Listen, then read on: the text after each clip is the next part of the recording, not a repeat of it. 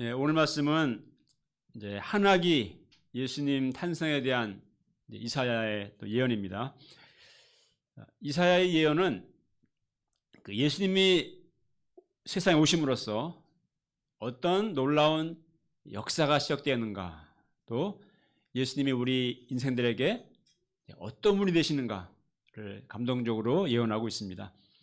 자, 1절을 보겠습니다.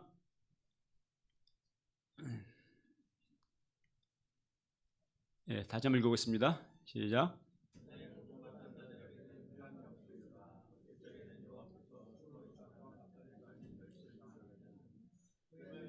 과 이방의 갈릴리를 어렵게 하셨느니라. 네. 스불론과 납달리는 이제 갈릴리 호수의 서북쪽 지역입니다. 제가 이제 사진을 준비했는데 여기가 갈릴리 바다,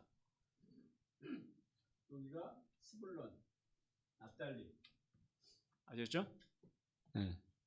갈릴리의 이스라엘의 북쪽이죠. 북쪽이고 갈릴리의 바다 근방의 지역이 스불론과 납달리입니다. 이곳은 늘 이제 이 북쪽은 이제 주로 이제 뭐 아수르, 바빌론 그쪽에 이제 제국들이 주로 있어요. 남쪽으로 이제 애굽이고, 항상 이민족의 침입으로 고통을 겪어야 했던 그런 이제 변방의 땅이었습니다. 그래서 이스라엘의 마지막 왕인 북이스라엘의 호세 왕 때 아수르 제국의 침략으로 수도 사마리아가 이제 3년 동안을 포위됩니다. 포위됐다가 결국은 이제 완전히 멸망하게 돼요, 북이스라엘이. 네. 그래서 아수르는 많은 백성을 포로로 끌고 가고, 대신 많은 이방인들을 이제 이스라엘로 이주시킵니다. 네. 왜 그래요? 다시 이 나라가 힘을 잃게끔 이제 엄청나게 포로 끌고 가는 것이죠. 그리고 이제 또 다른 나라를 이주시켜서 혼혈시키고. 네. 그래서 여기가 갈릴리인데, 우리가 이제 여기서 이제 일로 이쪽으로 이주시켜요. 그리고 저쪽에 있는 사람들을 또 일로 이주시키고 이렇게 합니다.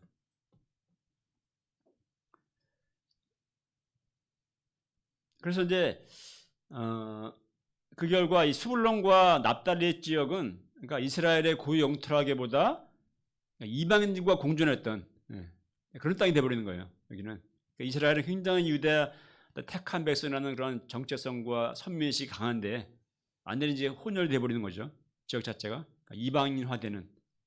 그러니까 같은 유대인들 동족들로부터 굉장히 멸시를 받는 것입니다. 차별을.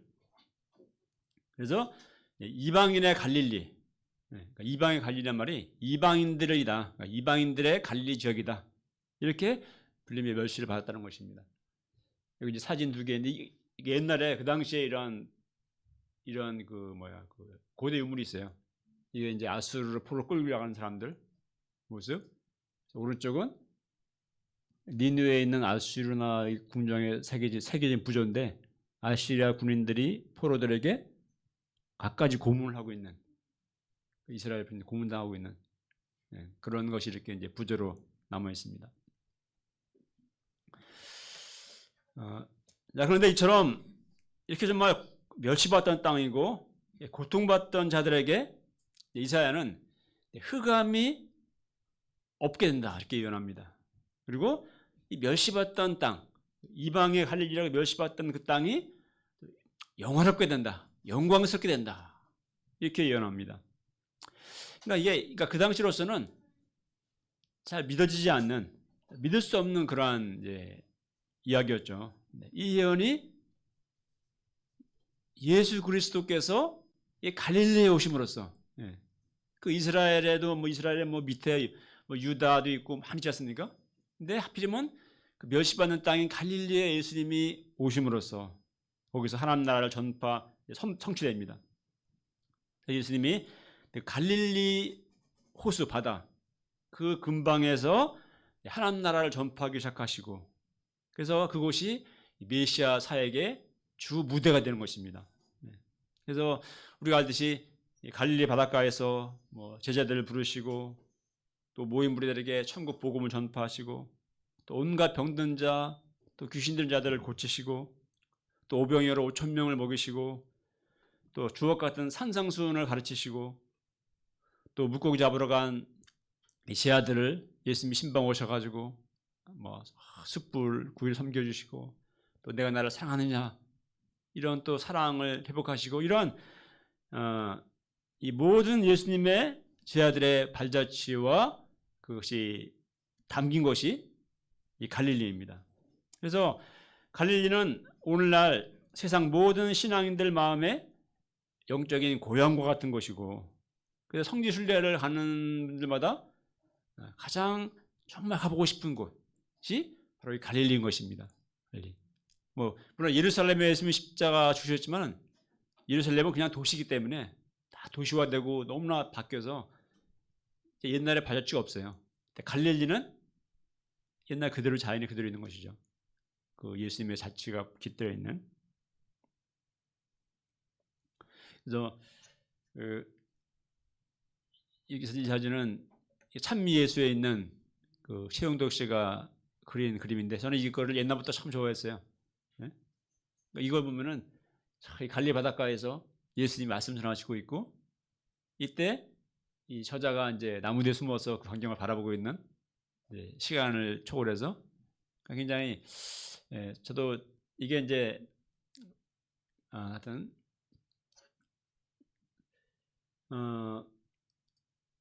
그래서 예수님을 만날 때 그러니까 이 갈릴리뿐만 아니라 우리 인생도 그렇습니다.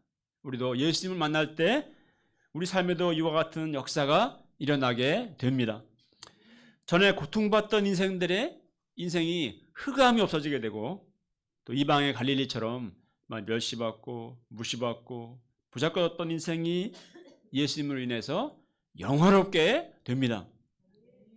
자, 2절을 읽어보겠습니다. 2절 시작. 흑암에 행하던 백성이 큰 빛을 보고 사망의 그늘진 땅에 거주하던 자에게 빛이 비치도다. 우리는 복음서 공부를 통해서 예수님이 갈릴리에서 행하셨던 일들을 배워 알고 있습니다.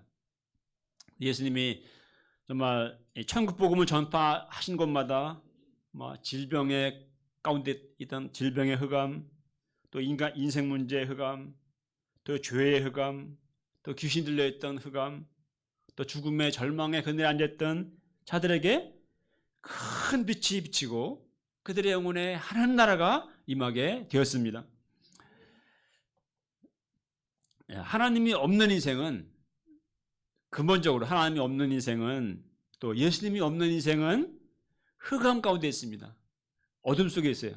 왜 그렇습니까? 다 죄의 어둠 가운데 있고 또 내가 누구인지 내가 왜 살아야 하는지 삶의 의미와 목적을 알 수 있습니까? 하나님 없이 알 수 있어요? 하나님 없이 아무것도 알 수 없어요. 그냥 영적으로 어둠입니다. 내가 누군지, 내가 어디서 왔는지, 어디로 가는지, 내가 왜 살아야 되는지 알 수 없습니다. 흑암이에요. 또 많은 인생 문제들에 풀리지 않는, 해결되지 않는 그런 고통과 방황과 그런 어둠 속에 있습니다. 무엇보다 모든 인생들은 이 죽음이라는 그늘 아래 다 앉아 있습니다. 모두가 다 우리 죽음을 향하고 가고 있어요. 그러니까 세상의 그 무엇도 어떤 철학이나 사상도 또 성공도 또 돈이나 명예도 또 쾌락도 이 근본적인 흑암을 우리 인생의 흑암을 없애주지 못합니다. 그러나 우리가 예수님을 만날 때 흑암에 행하던 인생들이 큰 빛을 보게 됩니다. 진리의 빛을 보게 되고 생명의 빛이 그들에게 비치게 됩니다. 1997년 안양 개척을 위해 내려왔을 때 이곳 안양 이 땅은 특히 만안구 이쪽 지역 우리 동네 이것은 아주 정말 칙칙하고 특히 제가 이제 안양역도 아주 초라했고, 저는 그때 이제 안양역에서 내려서 삼덕공원 길을 걸어서 일로 왔다 갔다 했거든요. 아직 센터 이사하기 전에. 예. 근데 너무나 그 길이 어두웠어. 예. 옆에는 그 삼덕 제지 뭐 거의 이제 문 닫은 것 같은데 막 컴컴했어요. 또 골목골목 무당집들로 가득한 어둠의 땅 같았습니다. 하나님 이때 오늘 이사의 말씀을 우리에게 주셨고, 이 흑암에 행하던 백자들이 큰 빛을 보게 되고 이 땅이 영화롭게 될 비전을 보게 하셨습니다. 제가 97년 연유절 책자를 보니까 그 당시에는 보니까 요회가 하나였더라고요. 처음에 하나였는데 그 요회 이름이 원래는 이제 종로 있을 때 백두산 요회였는데 그래서 이제 안양에 와서 큰빛 요회로 이름을 이제 바꿨습니다. 그래서 열심히 이 말씀을 기초해서 이제 기도했습니다. 97년 성탄의 밤 행사 때 이제 안양에서 첫 그 성탄의 밤 때 행사 때 발표했던 시 중에서 우리 루데 목자님이 쓴 눈물 한 방울이라는 시가 있습니다. 근데 제가 그 시를 한번 소개해 보고자 합니다. 이게 그러니까 우리 제가 97년도에 와서 이제 양을 치기 시작했고 왔다 갔다 그때 종로에 살면서 그러다가 이제 98년부터 이제 개처 예배가 시작됐거든요. 네. 그래서 이제 97년도 역사를 위한 이제 보고서인데 이제 큰빛 요회 그때 요회가 하나였어요. 이사야 9장 2절 흑암에 행하던 백성이 큰 빛을 보고 이게 이제 그 말씀이었죠. 자, 우리 눈물 한 방울. 자, 우리 이성숙입니다. 우리 유대 목사님 옛날 이름이. 제가 예고시에서 좀 넘어지기가 부끄러웠는데.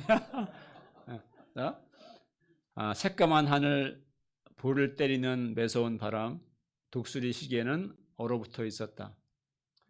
그러나 하물며 내가 아끼는 것이 어찌 합당치 아니하냐. 눈물 한 방울. 발바닥으로 밟는 곳을 대신관, 수리관, 문화관, 수봉관, 발바닥 도장 찍기. 내가 다 너에게 주었노니 눈물 한 방울. 광란하는 신학도, 휴학하는 학우들, 긴 한숨과 절망, 어둠과 사망, 고통과 절규의 땅. 나의 가슴도 한숨을 토했다. 눈물 한 방울. 여호와의 열심히 일하시는 구원의 열심. 이 일을 이루리라. 얼씨구나 덩기덩샤. 이건 뭔지 모르겠지만 흑암 가운데 큰 빛이 사망 가운데 빛이도다. 얼씨구나 덩기덩샤. 빛이 비치니까 너무 기쁘니까 숨치는 것이구나. 눈물 한 방울. 주님의 눈물 한 방울. 네. 제가 이 시를 어제 읽어보니까 옛날에는 몰랐는데 굉장히 감동적이더라고요. 시가. 그래서 이야 정말 대단한 시를 썼구나. 네. 아주 제가 그러니까 지금 다시 보니까 참 감동적인 시입니다. 하나님은 그 비전대로 그 97년도 때 그때 우리 최규순 형제님 우리 최비도 목자님을 보내주시고 사진 제가 했어요. 어딘지 아십니까?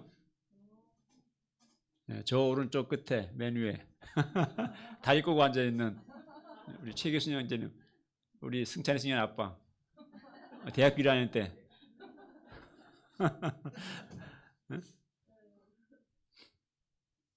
일단 이 개척 첫 해에 첫 양으로 보내주시고 흑암 가운데 있던 그의 인생에 큰 빛을 비춰주시고 안양 개척여사의 믿음의 조상이 되게 하셨습니다. 이후에도 흑암 가운데 있던 수많은 학생들에게 말씀의 빛을 비추게 하셨고 그중에 여러 학생들이 큰 빛 대신 예수를 만나고 오늘같이 이 자리에 있는 여러 우리 목자님들이 되게 하셨습니다. 그렇습니다. 흑암에 행하던 자들이 큰 빛을 보고 사망의 그늘진 땅에 거하던 자에게 빛이 비치도다. 이것은 하나님이 우리에게 주시는 비전이고 또 소망입니다.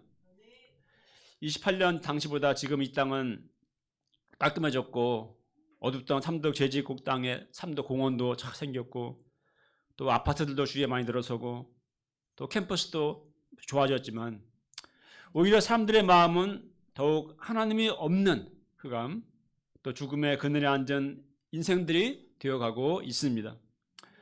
안양 UF가 복음의 말씀, 빛된 생명의 말씀이 흘러나오는 말씀의 시온이 되어서 다시금 흑암과 죽음의 그늘에 앉은 자들에게 인생들이 큰 빛을 보는 아름다운 구원의 역사들을 보게 될 것을 꿈꿉니다. 이 거룩한 꿈과 비전을 품고 우리가 기도할 때 그 영광을 보게 하실 줄 믿습니다. 6절을 보십시오.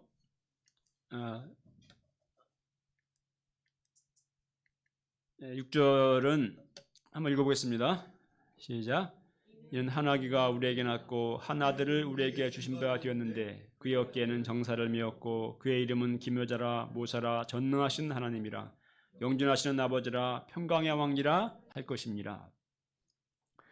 이사야는 한 아기로 탄생하실 예수님이 어떤 분이 되실까에 대해서 네 가지 이름으로 그 한 아기 예수님을 예언하고 있습니다.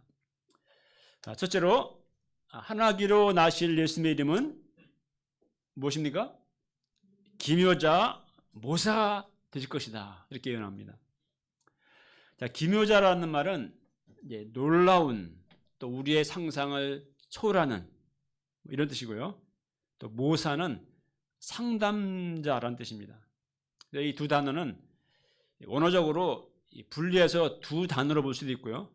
우리 한글 성경은 두 단어로 나눠서 봤고 합쳐서 이제 기묘한 모사, 그러니까 원더풀 카운슬러 이렇게 볼 수도 있습니다. 대부분의 영어 성경은 후자로 이렇게 합쳐서 원더풀 카운슬러로 번역되어 있습니다. 자, 예수님은 이 땅에 계실 때 정말 원더풀 카운슬러이셨어요. 제가 몇 가지 예를 들어보면은 요한복음 4장에서 수고사 우물가에서 이 사마리아 여자와 예수님이 대화하시면서 한 번의 일대일인데 그죠? 대화하시면서 그 인생의 목마름 가운데 고통하던 그녀의 영혼에 영혼이 솟아나는 샘물이 솟아나기까지 솟아나게 하신 예수님을 볼 때 정말 원더풀 카운슬러이십니다. 또 한밤중에 어두운 마음으로 찾아온 니고데모와 대화하시면서 그에게 거듭남의 진리를 가르쳐 주신 예수님을 볼 때도 정말 놀랍습니다. 또 나병으로 인해서 영혼까지 문드러지고 자존감이 무너져버린 나병 환자에게는 그의 환부를 어루만져 주시면서 내가 원하노니 깨끗함을 받으라 하면서 그를 깨끗하게 해주셨고 또 38년 동안 운명주의 아래 누워 불평 원망하던 병자에게는 내가 낫고자 하느냐 하고 소원을 심으시고 또 일어나 내 자를 들고 걸어가라 명령하심으로 그를 일어나 걷게 하셨습니다. 또 아무도 함께하는 이 없이 고독하고 외로웠던 세리 삭개오에게는 그의 이름을 불러주시고 내가 오늘 너의 집에 너와 함께 하겠다 하시며 잃어버린 자였던 그를 구원하셔서 아브라함의 아들이 되게 하셨습니다. 또 수천 마리의 군대 귀신에 잡혀 자아를 잃어버렸던 이 거라사의 광인에게는 내 이름이 무엇이냐 물으심으로 그의 자아를 일깨우시고 귀신을 내쫓으심으로 그를 온전한 사람이요 거라사 지방의 목자가 되게 하셨습니다. 놀라우신 상담자이신 예수님의 이야기를 하려면 끝이 없습니다. 정말로 예수님은 놀라운 지혜와 또 긍휼과 능력의 원더풀 카운슬러이십니다. 예수님은 지금도 온갖 인생의 문제들로 병들고 상처 입고 고통하고 방황하는 우리 인생들의 놀라운 상담자가 되어 주십니다. 가까이서 보기 전까지는 정상이다 라는 말이 있습니다. 그러니까 사람이란 멀리서 보게 되면은 다 그냥 다 멀쩡해 보이고 하지만 가까이 가보면은 다 정상이 아니다 라는 것이죠. 내면이 병들어 있고 상처가 있고 아픔이 있고 다들 저마다의 온갖 인생 문제들을 안고 살아갑니다. 그렇다고 우리가 누구에게 내 아픔을 막 얘기할 수도 없죠, 그죠? 그 약점 잡히는 일이죠. 또 얘기한들 별 해결책이나 도움도 되지 못합니다. 그러나 우리에게는 놀라우신 상담자 예수님이 계십니다. 우리는 예수님께 나가서 나의 모든 괴로움과 고통과 아픔과 죄를 다 쏟아 놓을 수 있습니다. 어떤 분의 간증해 보니까 어린 시절 너무나 힘들었던 가정이었고 특히 어머니의 고난이 정말 말할 수 없이 힘들었는데 어머니가 날마다 새벽 기도를 가셨습니다. 어느 날 이 아이가 어머니 몰래 뒤를 따라가서 교회를 따라가 봤는데 그저 십자가 안개상 그 밑에 앉아가지고 1시간 동안을 엉엉 울다가 오셨다라고 했습니다. 아마 어머니는 그 마음의 고통을 주님 앞에 쏟아 놓을 수가 있었고 그렇게 나의 고통과 신음을 들으시는 주님으로 인해서 그 위로를 얻고 살아갈 힘을 얻을 수 있었던 것입니다. 하나님은 그 눈물을 받으시고 놀라운 회복과 은혜를 그 가정에 베푸신 것을 간증을 통해 볼 수 있었습니다. 놀라우신 상담자 예수님은 나의 모든 소리를 들어주시는 분일 뿐 아니라 또 정말 합당한 말씀으로 조언해 주시고 또 십자가의 능력으로 우리의 아픔과 고통을 치유해 주시고 또 우리의 갈 길을 인도해 주십니다. 사람들은 인생 문제의 고통과 괴로움 가운데 어떻게 합니까? 사람들 어떻게 해요? 노래방 가서 막 노래 부르기도 하고 아니면 인생의 허무함을 노래하기도 하고 또 술을 막 마시면서 술로 도피하기도 합니다. 하지만 정말 참된 위로와 도움을 얻기는 어렵습니다. 그러나 우리에게는 놀라우신 상담자 예수님이 계시니 얼마나 놀라운 은혜입니까? 힘드실 때 다 힘들고 문제로 괴롭고 할 때 딴 데 가지 마시고 놀라운 상담자이신 예수님께 가시기 바랍니다. 주님께 나가서 참 내 아픔을 다 토로하 고백하고 기도할 때 주님은 내 기도를 들어주시고 또 그 마음으로 열심히 성경을 읽을 때 양식 말씀 먹고 성경을 읽고 소감 수고할 때 그 말씀을 통해 주님은 나에게 진정한 카운셀링을 조언을 해주십니다. 도와주십니다. 둘째, 하나님의 이름은 전능하신 하나님이라 불리게 될 것이다. 그 예언합니다. 예수님은 복음서에 예수님 행하신 많은 기적들이 나옵니다. 예수님 가나 혼인잔치에서 물이 포도주가 되게 하는 기적을 행하셨습니다. 또 5,000명을 오병이어로 5,000명의 무리를 배불리 먹이셨습니다. 또 갈릴리 바다 위를 걸으셨고 또 성남 파도를 말씀으로 꾸짖어 잔잔케 하셨습니다. 또 죽은 지 사흘 되어 썩어가던 나사로를 무덤에서 살아나게 하셨습니다. 친히 주님은 죽음을 이기시고 사흘 만에 부활하심으로 죄아들에게 자신을 보이셨습니다. 이 모든 기적들이 예수님에 대해서 말해주는 바가 무엇입니까? 어떻게 그런 일이 있을 수가 있습니까? 그래서 예수님을 보았던 베드로는 어떻게 고백했어요? 예수님을 주님은 그리스도시요 살아계신 하나님의 아들이시니이다. 이렇게 고백했던 것입니다.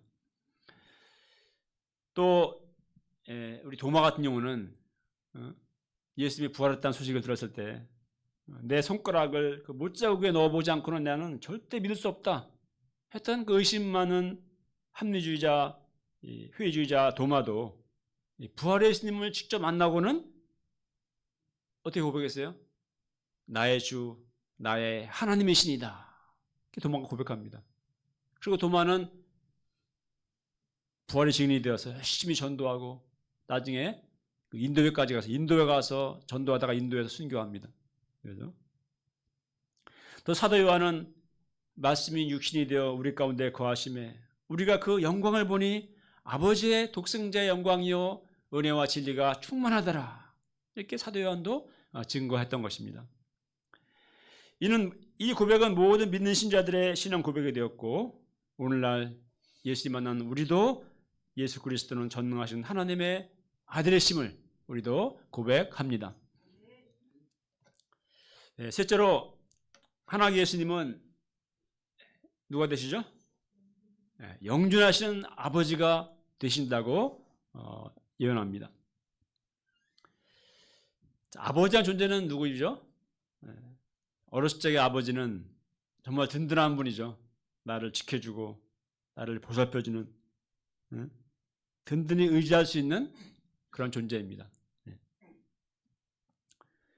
뭐 갑자기 생각나는데 예전에 저 살 때 제가 빌라 살 때 그때 우리 아래층에 아주 그냥 사람이 층간소음이 심하다고 근데 술 마시는 분인데 올라와서 우리 집을 막 뚫기면서 막 불질러 버리겠다고 막 그때 우리 요셉 연지만 둘이 있었어요. 아이들이 무서워서 저한테 막 전화가 왔습니다. 그래서 제가 막 가는데 저도 겁나더라고요. 가서 뭐 어떻게 될까? 뭐 제가 이 얘기하는 의미는 이렇게 어릴 적 아버지는 그러한 존재이지만 그러나 세월이 지나면은 아버지는 늙고 또 병들고 우리가 돌봐드려야 할 대상이 됩니다. 그리고 때가 되면 우리 곁을 떠나갑니다. 저도 아버지이고 여기 계신 많은 분들도 아버지이십니다. 그러나 우리는 압니다. 내가 아버지지만 내가 얼마나 연약한 존재인지 또 힘겹게 가장으로서 무거운 어깨로 살아가고 있는 또 인생인지를 압니다. 우리 모두는 다 아버지가 필요한 존재들입니다. 내가 아버지이고 내가 할아버지일지라도 우리에게는 예수님은 이런 우리 모든 인생들의 아버지가 되십니다. 나의 영존하시는 에버래스팅 파더가 되십니다. 예수님이 그 십자가의 복음으로써 나를 낳으셨고 나에게 영원한 생명을 주셨고 나를 이제까지 돌봐 주셨으니 주님은 나의 아버지이십니다. 주님은 제 아들에게 약속하셨습니다. 내가 너희를 고와 같이 버려두지 아니하리라. 볼지어다 내가 세상 끝날까지 너희와 항상 함께 있으리라. 주님이 내게 생명을 주셨고 또 주님이 나를 길러주셨고 또 나를 보호해 주셨고 또 영원토록 함께 계시겠다 하셨으니 우리는 주님께 나의 인생을 맡길 수가 있습니다. 요한복음 1장 12절에도 말씀합니다. 영접하는 자 곧 그 이름을 믿는 자들에게는 하나님의 자녀가 되는 권세를 주셨으니 함께 읽을까요? 시작. 영접하는 자 곧 그 이름을 믿는 자들에게는 하나님의 자녀가 되는 권세를 주셨으니 그렇습니다. 누구든지 예수 그리스도를 영접하는 자에게 주님은 그의 영존하시는 아버지가 되어 주십니다. 나의 평생의 인생길에 함께하여 주시고 또 나를 인도하여 주십니다. 나 인생 마지막 날 홀로 죽음의 요단강을 건널 때에도 주님은 나의 손을 붙잡고 그 강을 건너 영원한 아버지의 집으로 나를 인도하여 주실 것입니다. 넷째, 하나님 예수님의 이름은 평강의 왕이십니다. Prince of Peace. 근심 걱정 없는 인생은 아무도 없습니다. 그렇지 않습니까? 우리 인생은 문제의 연속이에요. 이런 문제가 해결되면 다음에 또 문제가 있고 근심과 걱정의 파도는 끝없이 또 밀려옵니다. 미래는 불확실하고 삶은 불안한데 어떻게 우리가 근심 염려하지 않을 수가 있겠습니까? 그러나 예수님은 이런 우리 인생의 평강의 왕이 되십니다. 근심할 수밖에 없는 이 세상이고 인생이지만 예수님은 우리 마음에 세상이 줄 수 없는 평안을 주십니다. 예수님 말씀하셨습니다.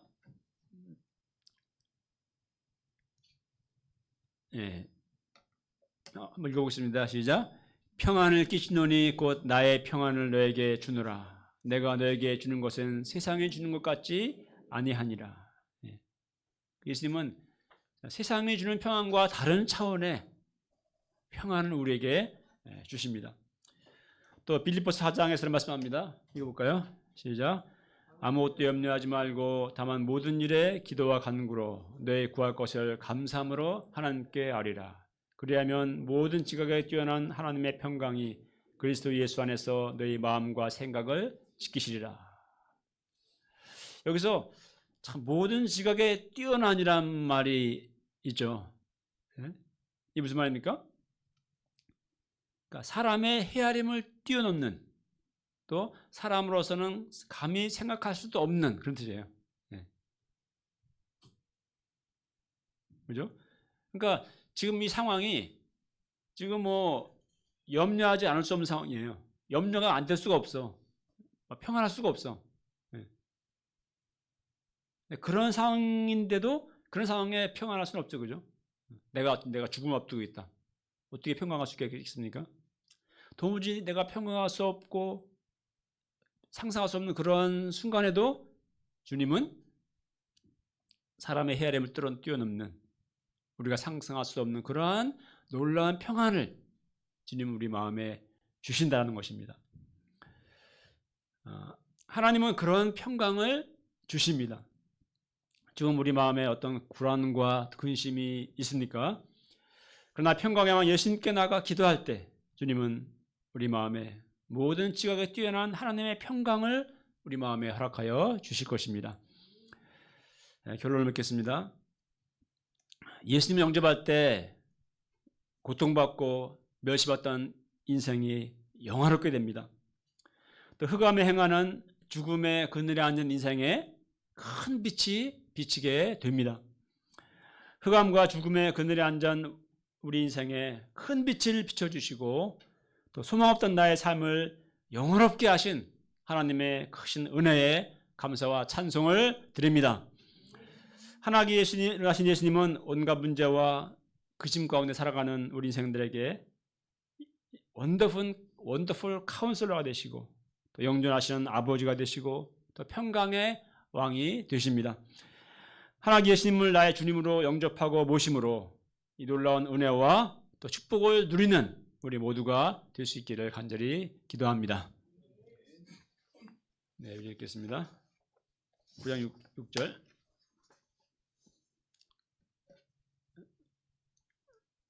네, 시작.